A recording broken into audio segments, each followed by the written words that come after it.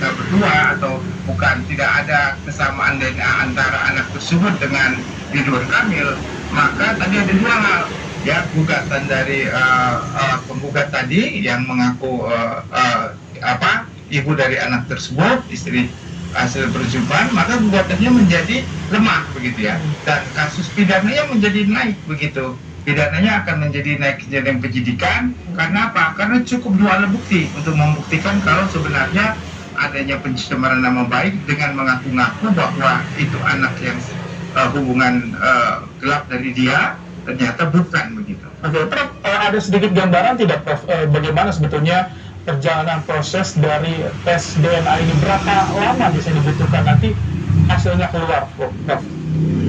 Ya, pada umumnya kalau kasus pidana ya karena membutuhkan waktu yang cukup lama ya DNA ini, karena perlu akurasi dan labnya tentu di forensik ya, ke forensik kesehatan itu akan agak lama ya, jadi bisa sampai 1 atau sampai 2 bulan ya untuk bisa kurasi benar-benar bisa hasilnya keluar begitu ya. Dan ini kan tes DNA ini 3 ya, dari Ridwan Kamil, dari Lina sendiri, dan juga dari anaknya.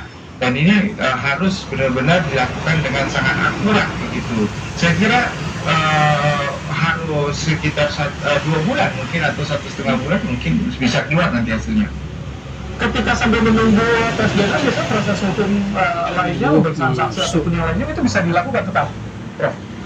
Ya, saya kira kasus gugatan perdatanya tetap berjalan, dan juga untuk kasus pidananya mungkin penyidik akan melakukan pemeriksaan atau pemanggilan terhadap para saksi-saksi untuk diperiksa, dan mungkin ada alat bukti lain yang bisa dijadikan dasar juga untuk menindaklanjuti kasus ini, tentu akan diperiksa juga. Jadi dengan adanya tes DNA ini bukan berarti semuanya berhenti dulu ya, artinya semua tetap proses berjalan, karena ini ada 2.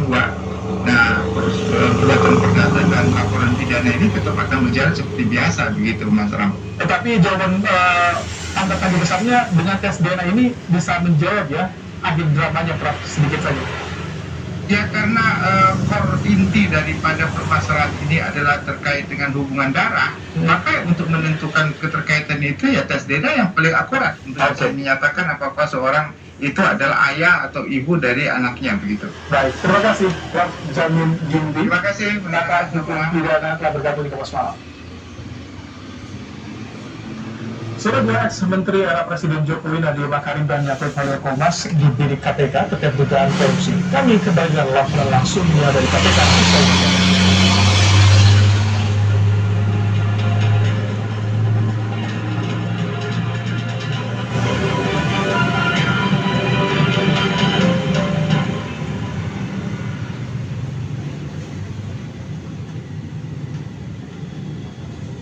Kualitas juara.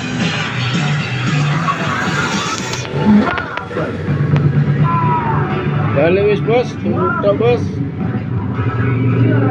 Minyak bos. Assalamualaikum.